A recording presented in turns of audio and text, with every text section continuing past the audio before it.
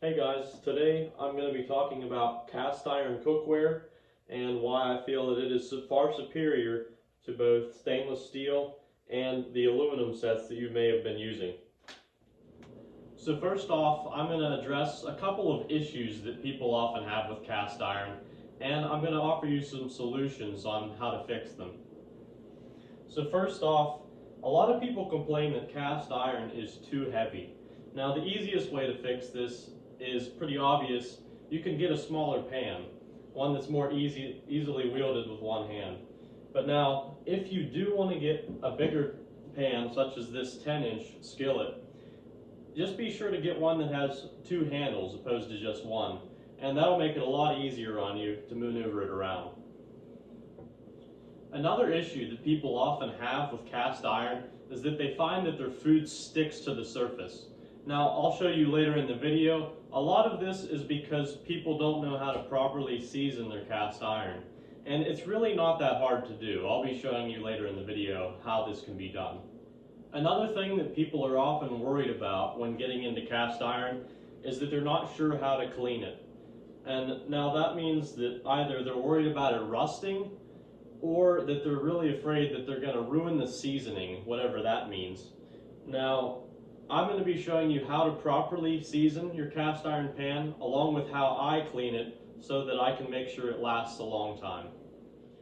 So I'm going to go ahead and get into some of the reasons why I prefer cast iron to some of your more standard camp cooking sets, such as this non-stick aluminum pan. Now, you guys might think this is pretty obvious, but it's worth being said. Cast iron really does have a nice look to it, and for you axe enthusiasts out there, just take a look and compare these two sets here. So, it's kind of like the argument of people saying composite versus wooden axe handles. It doesn't feel or look the same. There's something about this that really speaks to me. It just has heritage, it has character, and it's kind of a tool that you know is going to last a lifetime. Another benefit of cast iron is its durability and versatility. Now, if you compare cast iron to either stainless steel or aluminum, it's going to hold up a lot better. Now, if you take a look at this stainless steel pan, I'm sure you guys that have used these before know what I'm talking about. It's very easily to get these too hot, and they'll either warp or they'll start to get this black stuff that it's almost impossible to get off. And you don't have that issue with cast iron. It really kind of blends in with the finish and you don't even notice it. But with this stainless steel, that kind of messes up the surface of it, makes it a little more rough, and over time it's just going to build up worse on you. And what that kind of leads to is that you'll end up finding it harder and harder to get your food to be non-stick on that surface. Now here with the aluminum, now this has a non-stick coating on it, and you got to be careful with these two pans here, especially with how hot they get. You don't want to burn up this material. I don't know how safe it is to be cooking with these odd finishes like this. But another thing is a lot of these cheap pans like this have plastic or rubber handles, and along with the durability and versatility of this, you can't really stick these over a fire very easily. You almost need to bring a little camp stove to set it on. Otherwise, you're going to risk melting these handles off. And that's kind of a reason why I decided to switch to cast iron. There's really not much you can do to destroy this thing. I mean, this is solid. So I'll be talking a little bit later on. People that are worried about messing these up, messing the finishes up, it's honestly pretty hard to do. And you'll see that in a little bit. Okay, so I'm sure you're thinking it. Cast iron sounds like it's kind of a pain to take if you're going on a camping trip or you're just trying to do a little day hike. And I get that, but here I'm showing you two kits. This would have been what I used to use, and this is what I use now. And just looking at the two, there's not really that much more that I'm bringing along with cast iron. I know that the pan itself weighs more than, say, this aluminum pan, but I really don't have to bring as much, and I'll go through that with you real quick. With these aluminum pans, it's honestly pretty difficult to cook right over the fire, and you also have that loss of heat. You can't just take these off of the fire when they get too hot, because you're going to lose your heat real quick, whereas the cast iron has residual heat, and it's no problem. You can just take it off, set it on some rocks, and your food keeps cooking. So with that, you pretty much have to have a little butane or propane mix camp stove, and this is added weight that you really don't have to take if you have cast iron. If you have a cast iron pan, you can just put this right on the coals and you're good to go. Now another thing is, because this has like a non-stick kind of finish on it, I can't use any like aluminum or stainless steel, anything sharp that's going to scratch the finish. So what that limits you to is some plastic, and honestly these melt really quick if you got a hot pan, and they're just kind of a pain to deal with. I'm not a huge fan. Another thing is, this is just the reality. I don't care if it's non-stick or stainless or what it is. These don't do well. They honestly have a lot of food residue that won't come off. Even if you use a ton of olive oil, whatever it is, these always get dirty. And this is from trial and error. I've tried to just bring the pan into the stove and get away with it, but I always had to take a little dish soap, maybe a sponge, and absolutely I always had to take a little pan scraper, because there's stuff that would stick in these pans that I just couldn't get clean. Now here with the cast iron, I can use pretty much whatever utensil I want. This is just a little, like, I don't know, it's meant for baking cookies, but I use it just as my regular spatula just because of the size. And this very easily doubles as a pan scraper, just like this plastic one. And I'm not going to hurt this surface. I'm not going to hurt this surface scraping. Cast iron is very tough, and it's very difficult to hurt the finish. So what else do I got here? There's some olive oil. This is just to protect my pan, and if I need a little bit more just to help the non-stick, I can put a little on before I cook as well. So yeah, I really don't have a whole lot more to the cast iron kit. I don't need a stove because I can put it right on the coals. I don't need a sponge and soap and all that other stuff. If this is a good non-stick finish, all I got to do is take a little piece of paper towel or napkin, wipe it out real quick, and honestly a lot of that stuff will just come right out and it'll be no problem. The last thing that I have here, you should have this anyways. This isn't really adding to my kit that much. Leather gloves. I mean, most of you guys, if you're camping, you're going to have a pair of gloves with you just by chance. And this is just to make it safer handling that pan, because you don't have this protective plastic on here that honestly could melt anyway.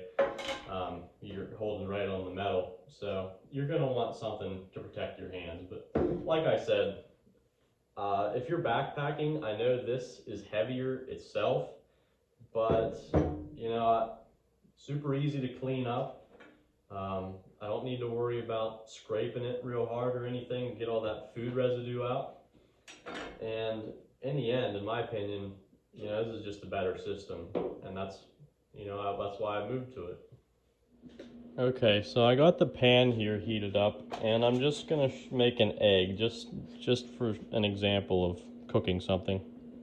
Now I usually heat up my pan prior to putting any food in it.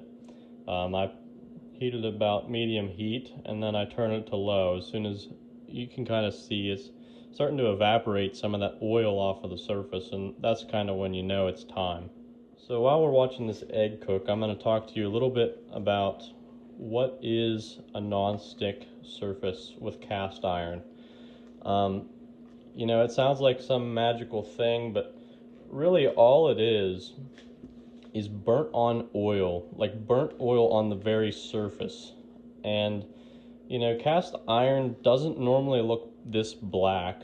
The reason why it looks so dark and rich like that is because of the oil that's burned onto the surface. So you can see the corners of this egg are starting to lift up. You get the same thing with, like, if you're making pancakes. You know, it's pretty obvious when things are about to be flipped because the very edge will start to lift up on you. And yeah, another thing that I'm thinking about is that a lot of people worry they'll see like dark specks in their food, especially if they have a brand new pan.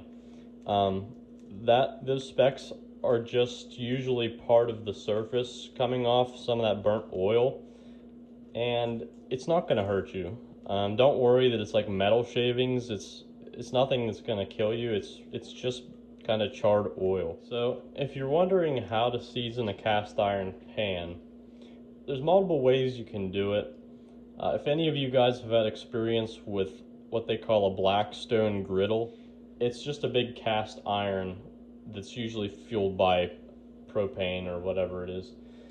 And those recommend that you season them by getting them as hot as possible, like turning the heat up all the way, and then pretty much just dumping some oil on the surface of them. And you know, I think you'll find out pretty quick that that's just not a very nice way of getting an even coating on your pan.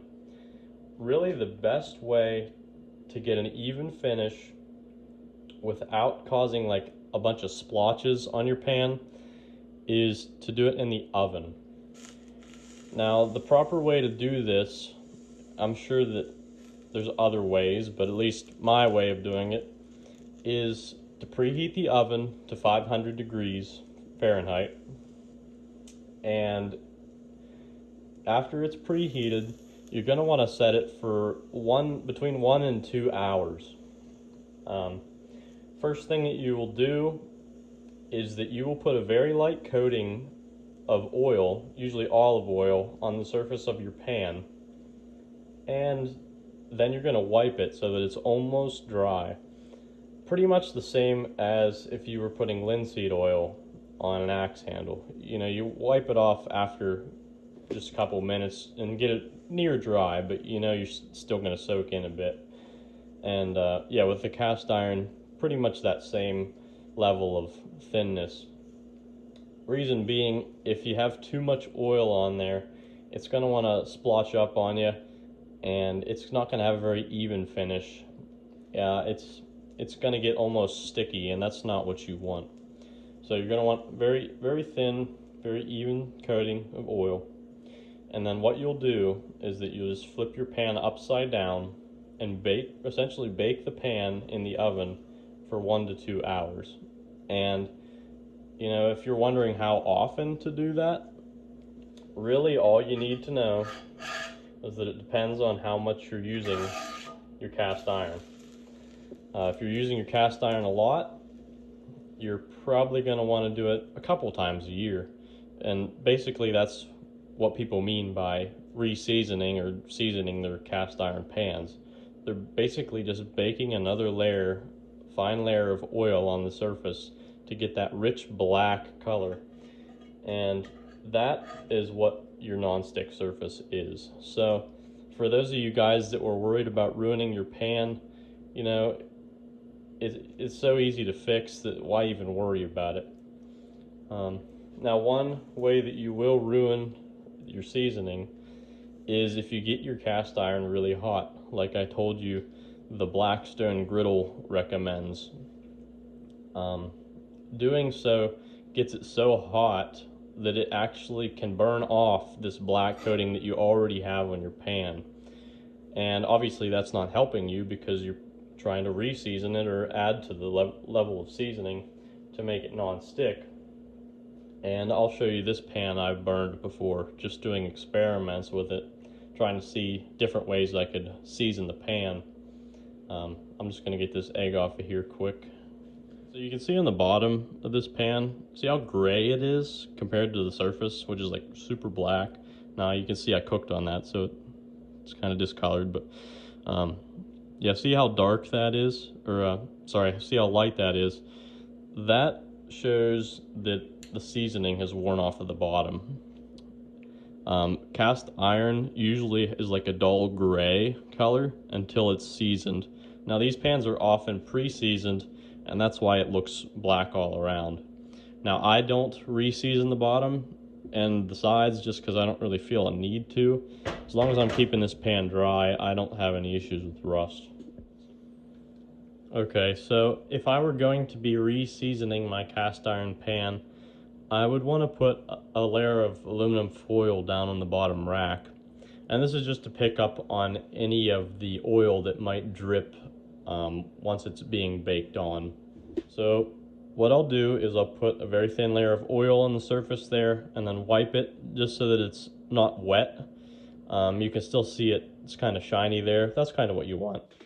Okay, so now I'm ready to clean my cast iron. And you know, it's honestly easier than people think. So all you're going to do is get some olive oil. Pam brand sells some olive oil aerosol spray, or you can just buy it in a bottle, just liquid form. And just take a napkin or paper towel. You're going to want to spray off the pan just real lightly. So I just sprayed the surface with some olive oil, and what that does is it breaks up some of the food or whatever was left on the surface of the pan, and then I'm just going to wipe it with a paper towel or a napkin.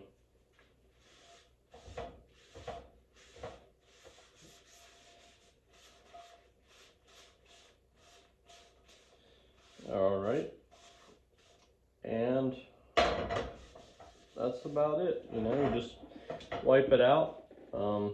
Usually it takes about, you know, just 2 times. First time to get any of the food out, and the second time just to spread the oil around real evenly. And you know, that was super easy. I didn't have to get the pan wet. Now usually I'd wait until it's a little cooler, but you know, I just wanted to get that done real quick. A lot of people will go straight to the dish liquid, and you know, this is not what you really want to do. Like I said, the surface is oil based. I mean, you're pretty much just burning oil on the surface, and dish liquid like Dawn is designed to break down oils. So pretty much every time you take this pan and you scrub it out with Dawn, you're potentially damaging that surface finish. And like I said, it's not hard to fix. You know, it's not a big deal. But you're going to have to reseason your pan more often if you're using Dawn a lot. Another thing that you're probably not going to want to do is go get any old sponge, especially the sponge that you're probably using to wash other dishes. And the reason being is because there's so much oil caked on this thing. You know, it doesn't matter how many times you wipe it out with a paper towel, there's still going to be oil on that surface.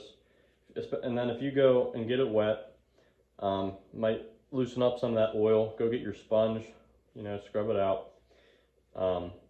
This sponge is then going to have some oil residue in it from the pan. No matter what you do, it's going to happen. And if this is your only sponge in the house and this is the one you're cleaning all your other dishes with, you'll quickly find out that all your other dishes are going to start feeling oily and kind of greasy. And you know, I've done that before, so I know. So I wouldn't recommend using your sponge, especially if you're using it for other things. But there's also a better option. So, see, this is actually designed for cast iron, cleaning cast iron. It's pretty much like chainmail, and the thought is that all these round rings can't damage the surface because, you know, they're all round. There's no sharp edges. So if you are really conscious about your finish and you're worried about scraping it off, you don't want to refinish it as often, this is a good choice. And this is a lot tougher than a sponge. Even Scotch-Brite pads will work well, but they wear out really quickly. If I'm going to be frying anything in this pan, it's going to have a lot of, you know, charred on food. It's difficult to get just with a paper towel, and that's when this is going to come in.